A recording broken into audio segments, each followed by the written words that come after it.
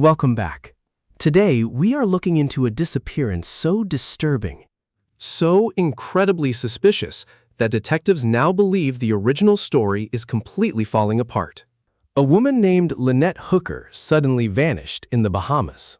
After her husband Brian claimed she just tumbled from their dinghy into the sea. But now, new witnesses are coming forward claiming they heard a massive splash near the couple's sailboat hours later. They reportedly spotted a flare streaking low across the pitch-black water. The boat's tracking signal mysteriously vanished.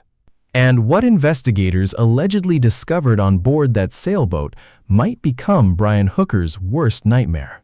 Before we begin, hit that subscribe button. Because this mystery gets darker the deeper you look. Lynette Hooker was supposedly living out a dream, cruising the Bahamas with her husband on their vessel named Soulmate.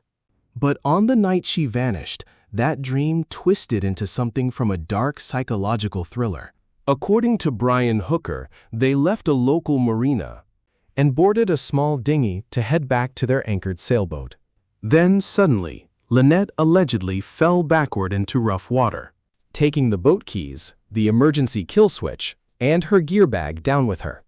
Brian claimed he drifted helplessly through the darkness for hours, while Lynette vanished forever beneath the waves. But almost immediately, veteran sailors started spotting major holes in his story. The water conditions that night were reportedly very calm. A photo taken right around sunset showed barely any waves at all. Experienced boaters who knew the Bahamas started questioning how a healthy adult woman could just vanish in shallow water so close to the shore. And then the timeline fell apart. Brian claimed Lynette went missing shortly after leaving the shore. But witnesses later reported hearing a massive splash near the sailboat's Soulmate much later that night. Not near the dinghy, but near the sailboat itself. Another witness saw a flare moving flat across the water instead of shooting straight up like a normal distress signal. That single detail changed everything. Because a horizontal flare is not what drifting victims typically fire into the dark while pleading for rescue. Then, detectives uncovered something even stranger.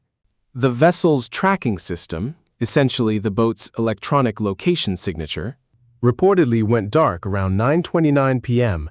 before suddenly reappearing the next morning. During that same window, Brian spent almost an hour below deck on Soulmate with police after being rescued.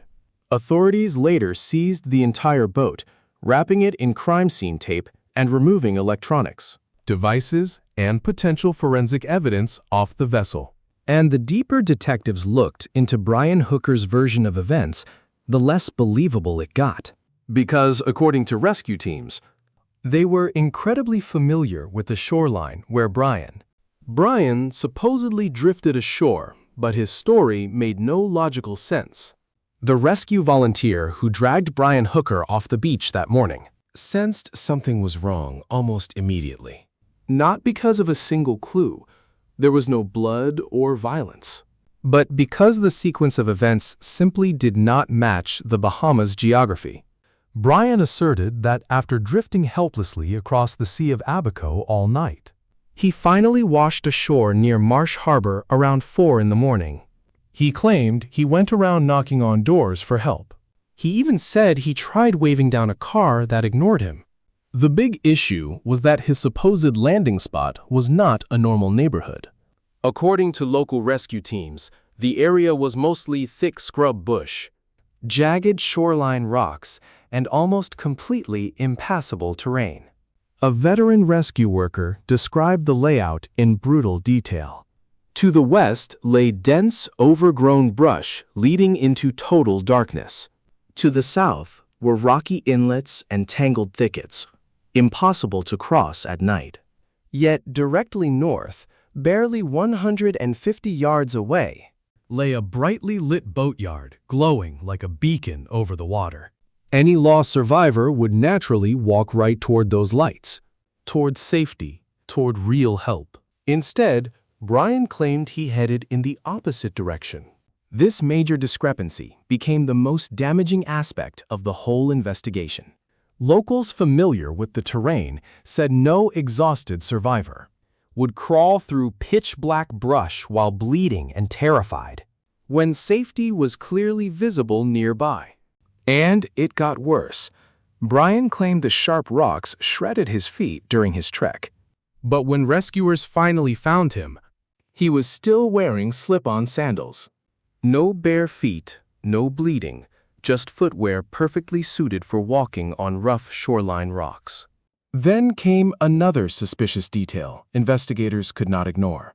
Brian supposedly claimed he knocked on just 2 doors before turning back toward the boatyard. Yet locals pointed out that the nearby neighborhood was full of occupied homes. Local families live there year-round. If a soaking wet man appeared in panic at 4 in the morning, residents definitely would have opened up and called the police, or called rescue crews. Yet no actual homeowner ever reported that Brian Hooker knocked on their door that night. And his story about the mystery car sounded even more far-fetched. Locals describe Marsh Harbor as a close-knit island town, where residents always stop to help strangers, especially during emergencies.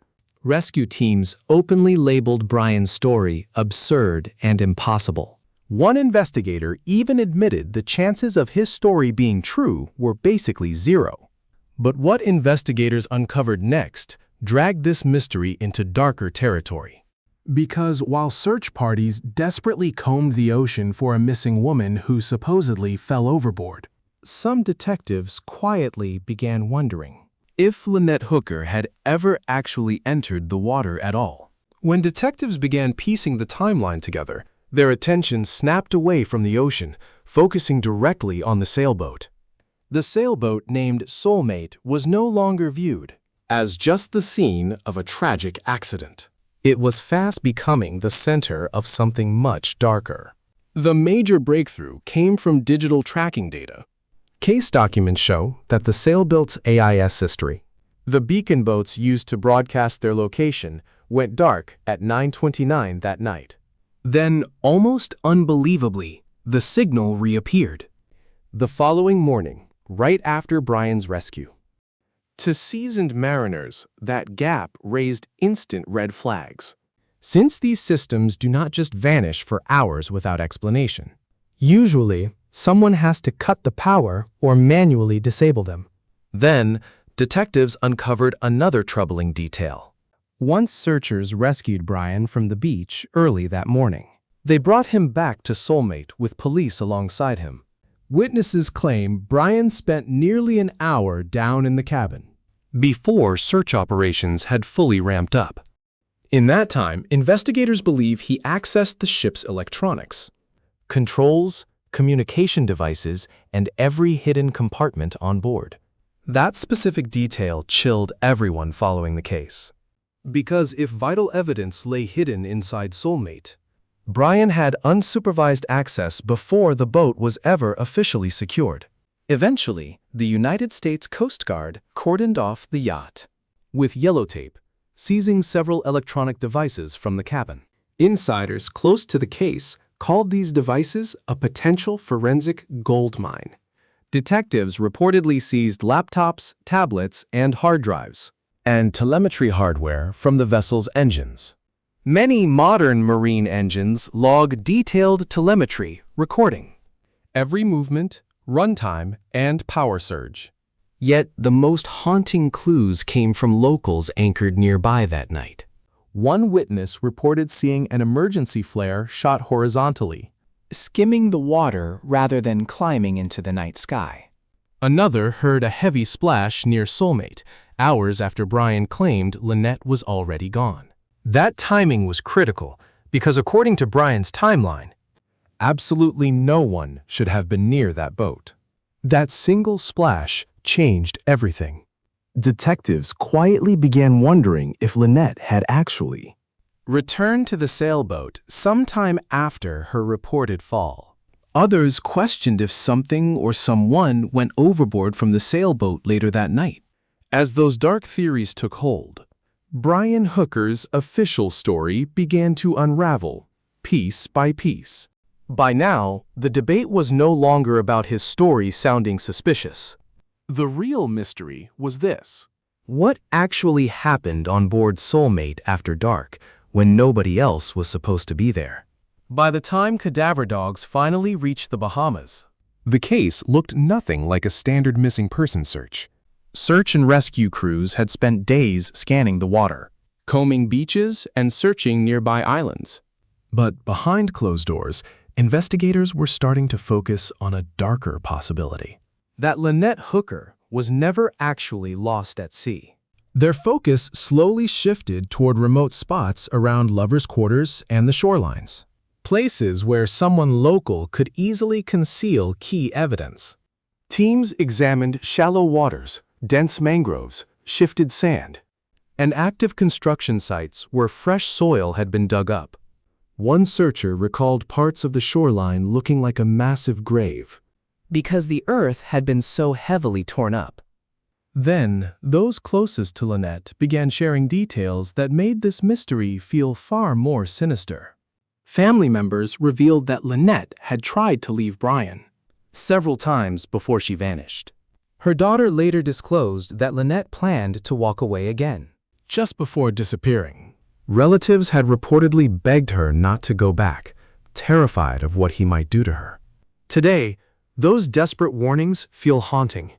Detectives and volunteers started closely analyzing Brian's actions after she went missing, rather than frantically searching around the clock for his wife. Witnesses noted his behavior seemed bizarrely detached from the gravity of the situation.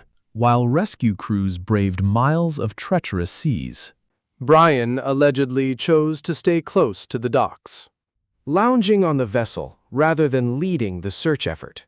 Then came a mountain of contradictions: the perfectly calm seas, the bizarre shoreline route, the deactivated AIS signal, the flare, and that heavy splash near Soulmate hours later.